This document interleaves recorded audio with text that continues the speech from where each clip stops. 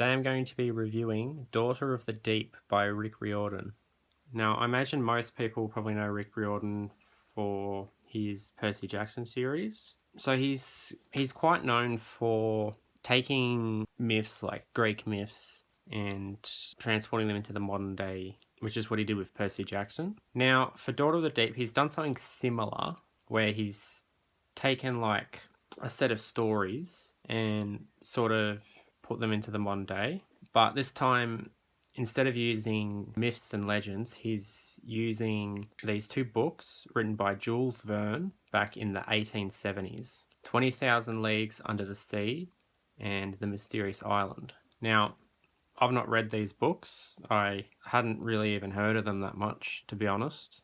But I think the general gist of it is we have this Indian prince, Prince Dakkar, who rebels against the British or something, and they kill his wife and kids. So he becomes Captain Nemo, and he goes around fighting the British and all that with his super advanced submarine.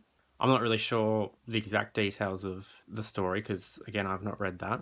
But essentially, this book exists in a world where those stories, so 20,000 Leagues Under the Sea and The Mysterious Island, they sort of happened. So in this book, in this setting, Nemo existed and was real, and Jules Verne interviewed him to write the books. Supposedly they're not 100% accurate. There's some things that may have been different in the versions that Jules Verne wrote. The main setup of this thing is that Nemo's got all this advanced technology called alt tech, which is years and years ahead of our own technology level, despite being made over 100 years ago.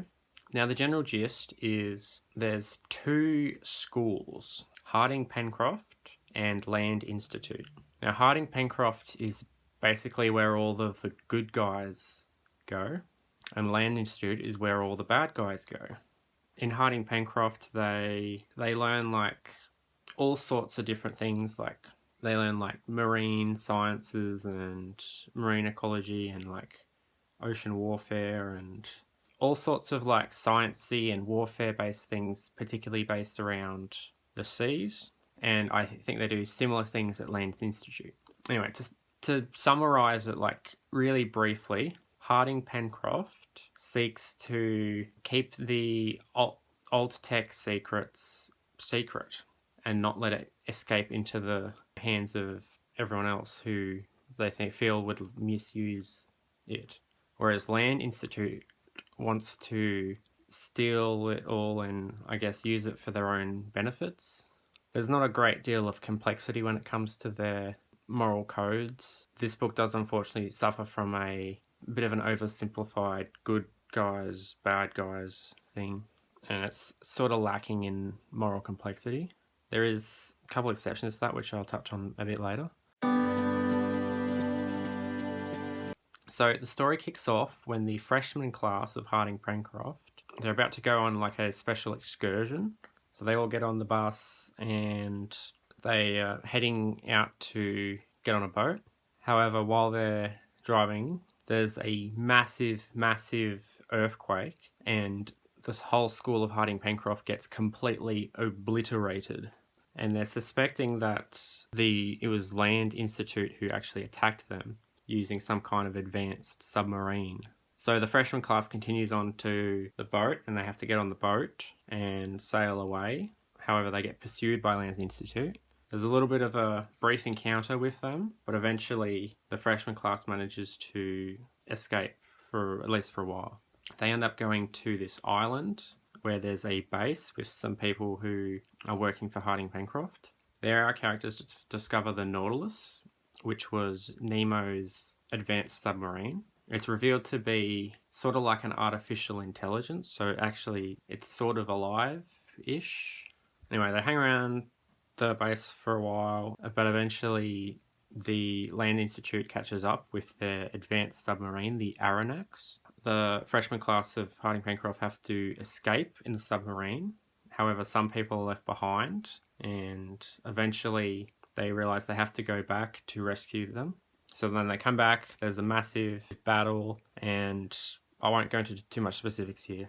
So that's the general gist of the plot.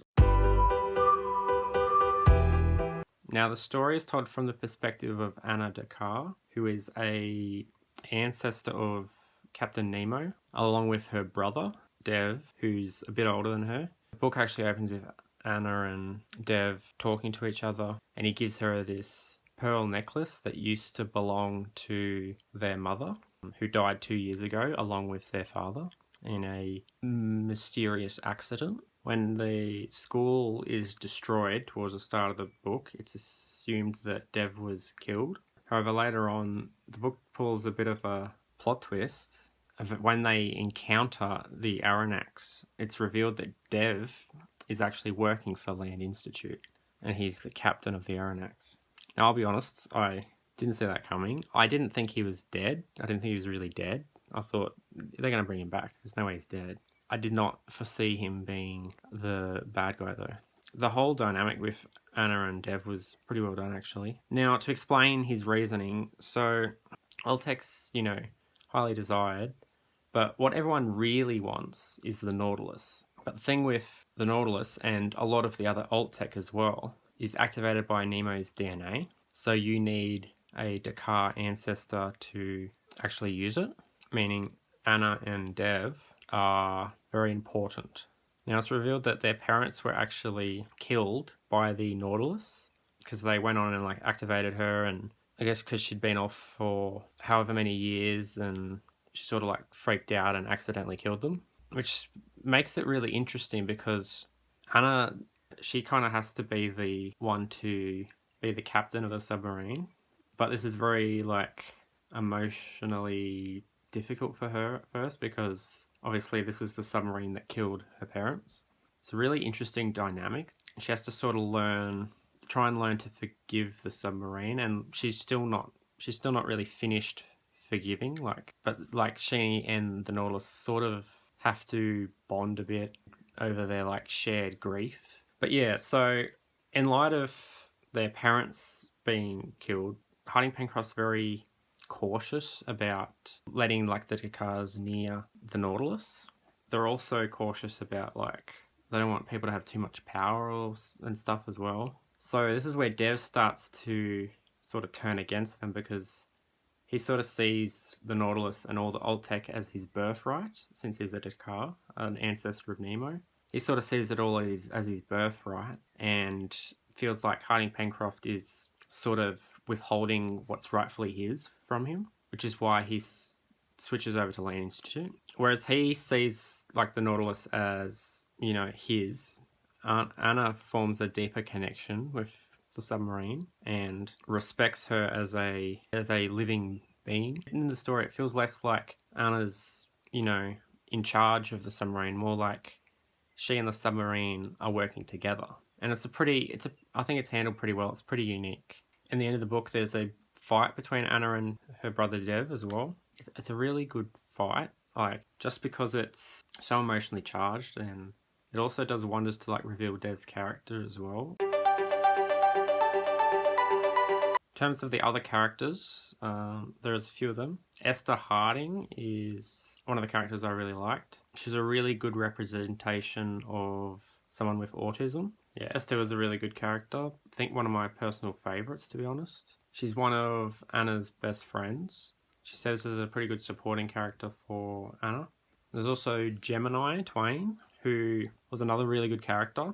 Along with Esther, I think he's probably one of my personal favourites. There's a few hints that I think Anna and Gem are maybe going to be becoming a couple at some point in the future. I assume this series will be continued, so I imagine that will probably be happening at some point. For now, there's only been a couple little hints. Anna doesn't actually like him at the start of the story. See, because there was this incident between Gemini and Anna's other friend Nelina. Sorry if I butchered that name. It happens I think a couple of years before the story takes place. Anna and Nelina both still hold it against Gemini. But it's the stupidest reason, because Gemini walks up to them one day and he asks Nolina if she's the scholarship kid from Brazil because I think his brother is in Brazil, and he started like asking about like, oh, do you know my brother and all this other stuff. He had no malice or ill intent, but apparently this is grounds for Nolina to hate his guts for 2 years.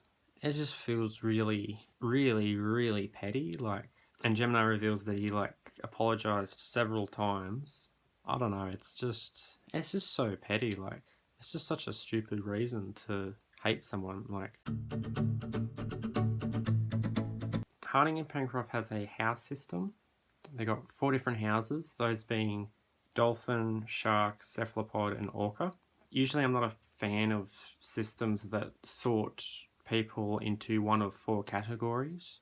This book did it in a way that I guess makes a bit more sense. See, rather than it being like Harry Potter, for example, where they just have, 4 different houses and you get sorted based on your personality, which is just stupid because there's more than 4 personalities. In this story, it's a bit different. It's more that each house is like a different learning curriculum and you sort of learn different things. So dolphins, for example, they learn about like communications and decryption and all that kind of stuff. Sharks learn about like combat and warfare and, all that kind of stuff. Because sharks are like vicious, I guess, or something. Orcas learn about medicine and psychology and education, that kind of stuff. And cephalopods are like the engineers. They learn about engineering and innovation and mechanics and stuff like that.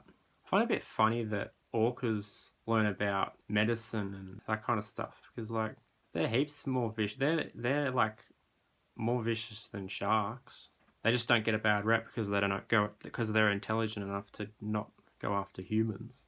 Sharks are just like the puppy dogs of the ocean. But I mean, orcas, they'll fucking punt a seal into the sky for fun. I don't know, I just found it a bit funny. Now, although it makes sense the way that they're implemented in this one, it still feels a little, I don't know, I don't like how they constantly go, oh, that's classic shark behavior, or that's what a cephalopod would say, and it just feels lame to sort everyone into one of 4 categories. Like, you're not really making the characters stand out as much because it sort of creates the impression that really there's these 4 characters. There's, shark, cephalopod, orca, dolphin.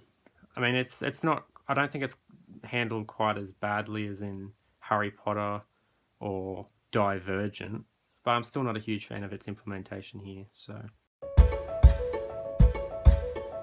I think one of the biggest downfalls is just when it comes to the moral complexity, or lack thereof, I should say. Like, aside from the whole dynamic between Anna and the Nautilus, or the dynamic between Anna and Dev, there's not really much else in the way of moral complexity. The Harding Pencrofts, or at the very least, the freshman class, who are essentially our main characters, are all basically, goody two shoe good guys, and Land Institute is just, evildoers, and they don't really have much like in between. And you don't necessarily need to include moral complexity into a story. You can just have a good versus evil conflict if you really want, but it's just not as intriguing. It's just a bit boring, really. But yeah, like the dynamic between Anna and the Nautilus, and Anna and her brother, that's really good. That's really interesting. Really, the main reason I like the book is the dynamics between Anna, the Nautilus, and Dev. Most of the good guys, like they don't really do anything morally dubious at all.